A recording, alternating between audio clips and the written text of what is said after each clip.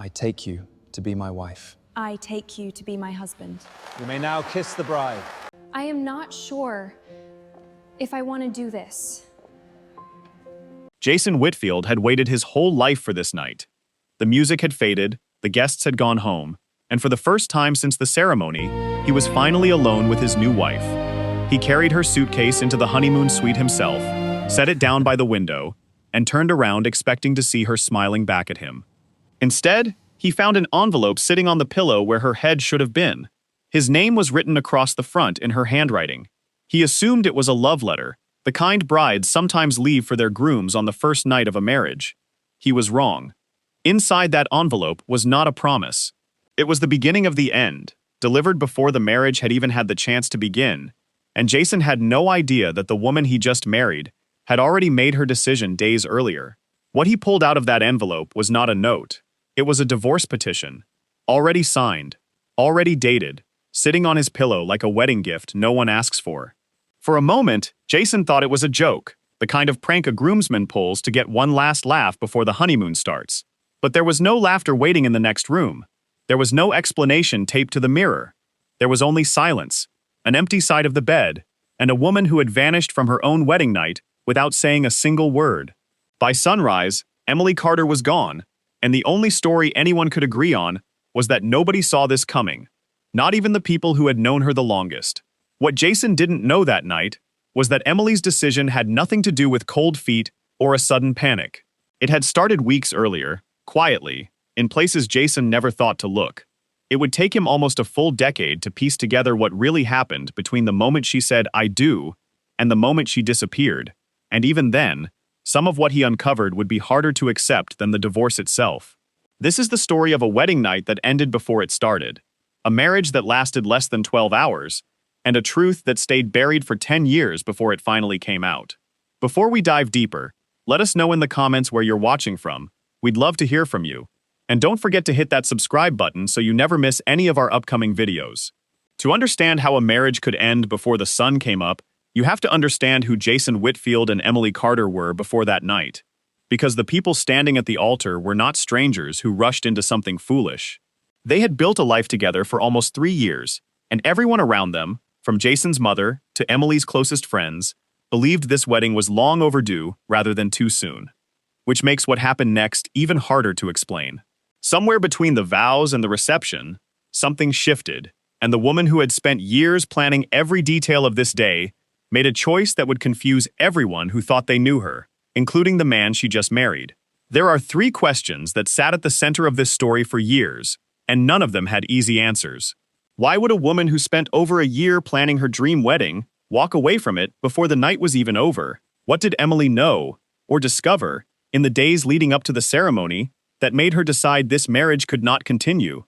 And perhaps the hardest question of all, why did she choose to leave the way she did, in silence, with a legal document instead of a conversation, rather than simply calling off the wedding before it began? Some who knew her say she had every opportunity to stop things earlier. Others say she didn't have a choice at all. For years, friends and family offered their own theories, and almost none of them agreed with each other. Some believed Emily had gotten cold feet and panicked once the reality of marriage set in. Others were convinced she had learned something about Jason that changed everything, something he never spoke about publicly. And a few, including people who were at the wedding that night, believed the real story had nothing to do with either of them directly, but with someone else entirely. Someone who was standing in that reception hall the entire evening, smiling for photos, while quietly holding a secret that would unravel everything within hours. Before we get further into what actually happened, let us know in the comments where you're watching from. We'd love to hear from you, and don't forget to hit that subscribe button so you never miss any of our upcoming videos.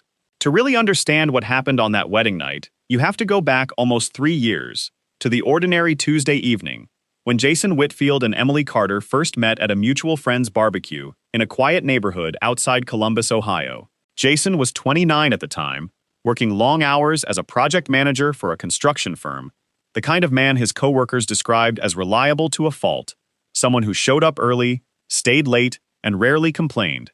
He had come out of a difficult breakup 2 years earlier, one that left him quieter and more guarded than the friends who had known him in college remembered. When he met Emily that evening, laughing near the drink table with a plate of food she hadn't touched. Something in him softened almost immediately, in a way his sister later said she hadn't seen in years. Emily Carter was 27, working as a paralegal at a mid-sized law firm downtown, known among her friends for being fiercely independent and, according to more than one of them, someone who did not open up easily to new people. She had grown up the oldest of 3 siblings, raised largely by her mother after her parents separated when she was 12, and friends say that experience left her with a deep need to control the details of her own life, especially when it came to relationships. She was the type of person who researched everything before committing to it, whether that was a job offer, an apartment lease, or eventually, a marriage. Her closest friend, Rachel, would later describe her as someone who never did anything without a plan, which is part of what made the ending of this story so difficult for everyone to reconcile. Their relationship moved at what most people considered a normal pace. They dated for a year before moving in together, and another year passed before Jason proposed on a weekend trip to Asheville, North Carolina, a place Emily had mentioned once in passing as somewhere she'd always wanted to visit. Friends who were there for the proposal describe Emily as genuinely overjoyed, crying, calling her mother from the parking lot before they had even left the Overlook. For the following 14 months, wedding planning consumed most of Emily's free time. She built spreadsheets for vendors, color palettes for the reception, a seating chart she revised more than a dozen times. To everyone watching from the outside, this was a couple who had done everything right, who had taken their time, who had built something solid before deciding to make it permanent. But there were smaller moments, ones that seemed insignificant at the time, that people would only remember clearly once they were looking backward instead of forward. Rachel recalled a night, about 4 months before the wedding, when Emily asked her, almost offhandedly, whether she thought it was possible to really know someone after 3 years together. At the time, Rachel brushed it off as pre-wedding nerves, the kind every bride experiences.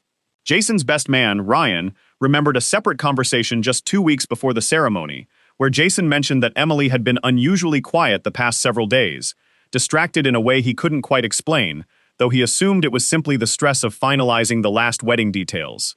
The wedding planner Emily hired, a woman named Denise who had worked in the industry for over a decade, would later say that something about the final week felt different from any wedding she had coordinated before.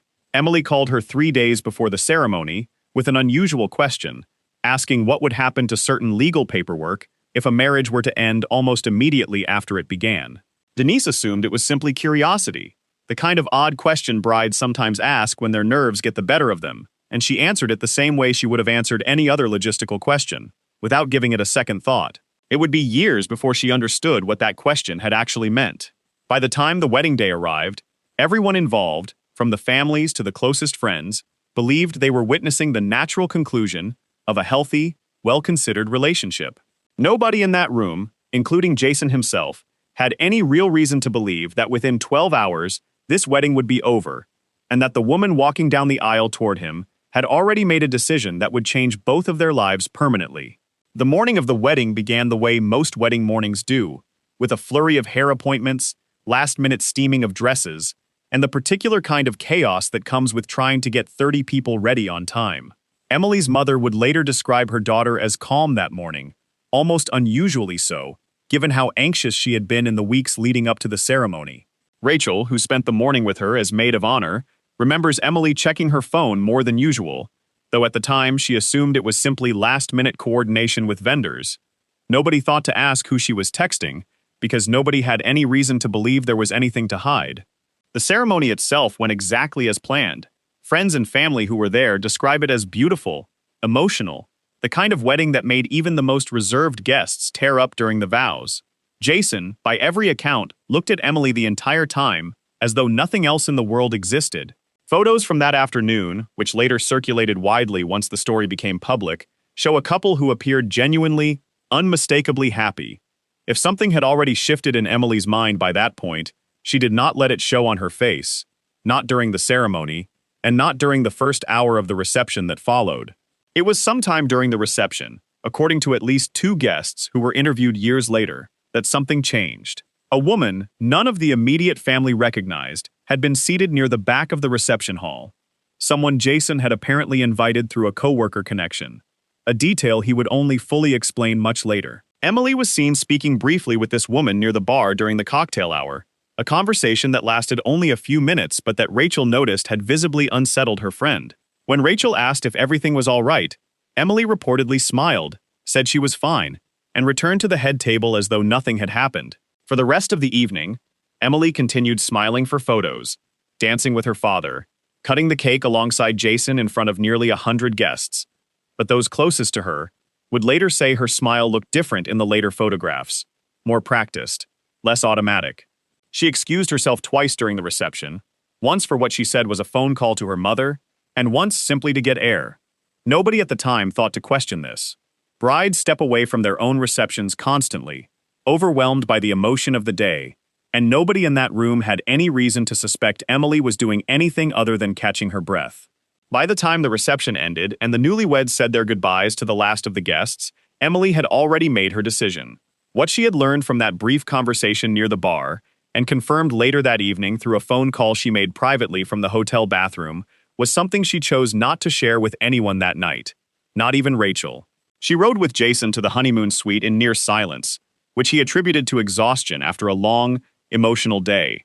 He had no idea that the woman sitting beside him in the car had already signed the paperwork that would end their marriage, paperwork she had been carrying, quietly, folded inside her clutch, since the moment she left the reception.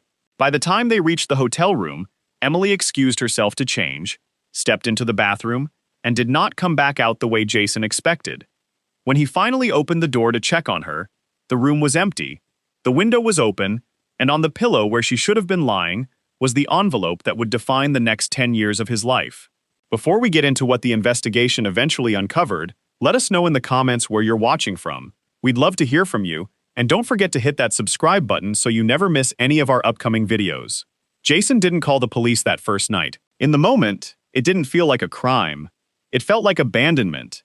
And there is no hotline for a groom standing alone in an empty honeymoon suite at 2 in the morning, holding divorce papers he never asked for. He called Emily's phone 11 times before sunrise.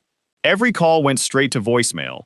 He called Rachel next, who was just as confused as he was, insisting Emily had seemed fine when she left the reception, that nothing about her behavior that night suggested she was planning to disappear. By morning, Jason's parents had been notified, and what should have been a quiet first day of marriage turned into a frantic search for a woman who seemed to have vanished without a trace. Word spread quickly through their small circle of friends and family, and within days, it had spread well beyond it. Wedding photographers had already begun posting preview shots online, and the comments underneath those photos shifted almost overnight from congratulations to confusion, and eventually to speculation. Local acquaintances who barely knew the couple began offering theories to anyone who would listen. Some said Emily had always seemed too guarded to really commit to marriage. Others insisted there had to be someone else involved, a version of the story that felt easier to believe than the alternative. That a woman everyone considered thoughtful and deliberate had simply changed her mind at the very last possible moment. Jason, humiliated and desperate for answers, hired a private investigator named Marcus Reyes about 3 weeks after the wedding, against the advice of his own family, who thought he should simply let the marriage go and move forward with his life. Jason couldn't do that. He needed to know what had happened in that hotel room, and more importantly, what had happened during those few minutes at the bar that Rachel had described to him. The first lead Marcus chased down turned out to be a dead end. A rumor had circulated that Emily was already involved with someone else before the wedding, possibly a former co-worker from her law firm, but bank records and phone logs showed no unusual contact with anyone matching that description in the months leading up to the ceremony.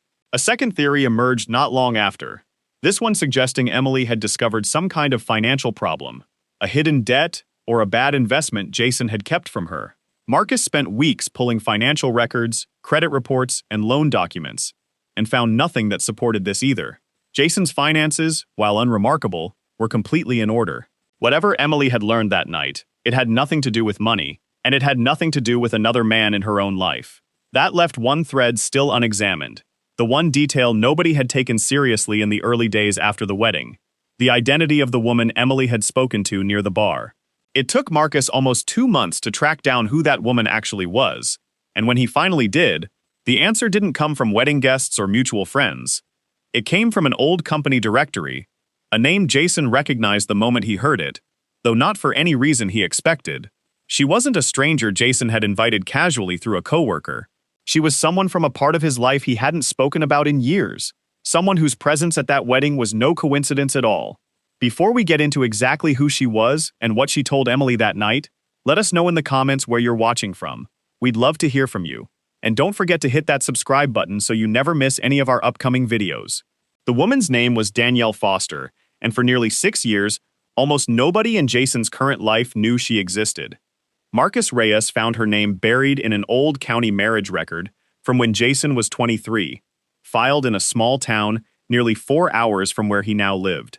Jason had married Danielle young, barely 2 years out of college, in a courthouse ceremony neither of them had told many people about at the time. The marriage lasted less than 18 months before the two of them separated, and Jason had always believed the divorce that followed had been finalized shortly after. He rarely spoke of it, not out of deception exactly, but because it felt, to him, like a closed chapter from a different version of his life. What Jason didn't know, and what Marcus eventually confirmed through county court records, was that the divorce had never actually been completed. The paperwork had been filed years earlier, but due to an administrative error, combined with Danielle relocating out of state shortly afterward, the case had quietly stalled and was never finalized. Legally, in the eyes of the state of Ohio, Jason Whitfield was still married to Danielle Foster on the exact day he stood at the altar and exchanged vows with Emily Carter. Danielle herself only discovered this by accident after receiving old court correspondence forwarded to a new address, roughly 2 months before Jason's second wedding. According to what Danielle later admitted, she debated for weeks whether to say anything at all. Part of her assumed it wouldn't matter, that the paperwork would sort itself out quietly without anyone needing to know how it happened. But curiosity, or something closer to unfinished business, brought her to the wedding that day, seated quietly near the back under the guise of being a +1 to a distant work acquaintance of Jason's. She hadn't planned on speaking to Emily at all, but watching the ceremony unfold, watching vows being exchanged that were, legally speaking, not entirely valid, she made the decision to say something before the night was over. What Danielle told Emily near the bar during cocktail hour wasn't cruel, and by most accounts, it wasn't intended to hurt her. She simply explained who she was, what she had discovered, and suggested Emily verify it herself before the marriage went any further. For Emily, a paralegal who understood exactly what an unresolved prior marriage meant legally, this wasn't a rumor she could dismiss. She spent part of the reception quietly confirming what Danielle had told her, using a contact at her own firm, and by the time she returned to the head table for the cake cutting, she already knew the marriage she had just entered was not legally valid at all. Rather than confront Jason in front of 100 guests on what was supposed to be the happiest day of both of their lives, Emily made a decision that would later divide public opinion for years. She said nothing that night. She smiled through the remaining hours of the reception, rode to the hotel in silence beside a man she now knew she was not actually married to, and once alone, drafted an emergency legal filing of her own, a protective divorce petition, in case any ambiguity later arose about her own marital status given the invalid ceremony. She left it behind not as an act of cruelty, but as the only form of communication she felt she could manage that night. Evidence of what she now understood, delivered without a single word spoken aloud. Before we get into what happened when Jason finally learned the full truth, let us know in the comments where you're watching from. We'd love to hear from you, and don't forget to hit that subscribe button so you never miss any of our upcoming videos. When Marcus finally sat Jason down and explained everything Danielle had confirmed, Jason's first reaction wasn't anger toward Emily. It was disbelief directed entirely at himself. He pulled his own copy of the old divorce paperwork from a storage box in his parents' garage and drove it to a courthouse clerk the very next morning, only to be told exactly what Marcus had already discovered, that the filing had never been processed to completion. For 6 years, Jason had been living under the assumption that a chapter of his life was closed, when in fact it had quietly remained open the entire time, waiting for a moment neither he nor Danielle had ever expected would come. Jason reached out to Emily for the first time in almost 3 months, not through a lawyer, but with a handwritten letter, asking simply to talk. She agreed to meet him at a coffee shop roughly halfway between their 2 new apartments. According to Rachel, who spoke to Emily shortly afterward, the conversation was calm, without shouting, without blame directed at either of them. Emily explained that she never doubted Jason's intentions, and never believed he had known about the unresolved paperwork. What she couldn't get past was the idea of legally remarrying someone under circumstances that had already caused her so much confusion and hurt in a matter of hours, no matter how unintentional the original mistake had been. The formal annulment of the original ceremony was processed within a few months, a legal technicality, given that the marriage had never actually been valid in the first place. Jason finalized his long-overdue divorce from Danielle shortly after, closing a chapter that had remained open for 6 years without his knowledge. Emily and Jason never remarried each other. They stayed in occasional distant contact for a while, mostly through mutual friends, before eventually losing touch entirely, the way many people do after a defining moment in their lives has passed, and there is simply nothing left to say. Jason has since remarried, this time to a woman he met almost 2 years after everything settled, and by every account from those close to him, he has been diligent, almost obsessively so, about making sure every piece of legal paperwork from his past is fully closed before moving forward with anything new. Emily, for her part, left her position as a paralegal within the year and went back to school, eventually becoming a family law attorney herself, specializing, somewhat fittingly, in marriage and divorce documentation. Friends say she rarely talks about that wedding night directly, though she has mentioned more than once that it taught her more about the law and about herself than anything she studied in school.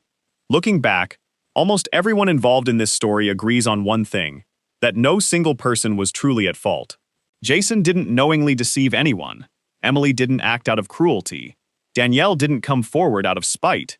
It was a quiet administrative mistake, buried in a filing cabinet for 6 years, that determined the entire course of 3 people's lives, changing the trajectory of a wedding day that had otherwise gone exactly as planned. It raises an uncomfortable question that has followed everyone who has ever heard this story since. How much of what we believe to be settled in our own lives is truly settled, and how much of it is simply sitting quietly, unresolved, waiting for the wrong moment to resurface? Was Emily right to leave the way she did, without a single word spoken aloud? Or did she owe Jason a conversation before disappearing from their wedding night entirely? Before we wrap up, let us know in the comments where you're watching from. We'd love to hear from you. And don't forget to hit that subscribe button so you never miss any of our upcoming videos. Every story we cover on this channel leaves us with a question we can't quite answer on our own, and this one might be the hardest yet. A marriage that was never legally valid in the first place, a truth uncovered by accident, and a decision made in silence that changed 3 lives permanently. We'd genuinely love to know what you would have done in Emily's position that night. Would you have confronted Jason immediately, right there at the reception, in front of 100 guests? Or would you have handled it the same quiet way she did, choosing paperwork over confrontation? There's no clean answer here, and that's exactly why this story has stayed with so many people who've heard it over the years. If this story pulled you in the way we hoped it would, you're going to want to stick around, because we have another case coming up that's even harder to believe, one involving a family secret that stayed buried for almost 20 years before a single phone call unraveled everything. If you haven't already, go ahead and subscribe so you don't miss it. And if you want more real stories like this one, week after week, this channel is the place to be. Thank you for spending this hour with us. We'll see you in the next one.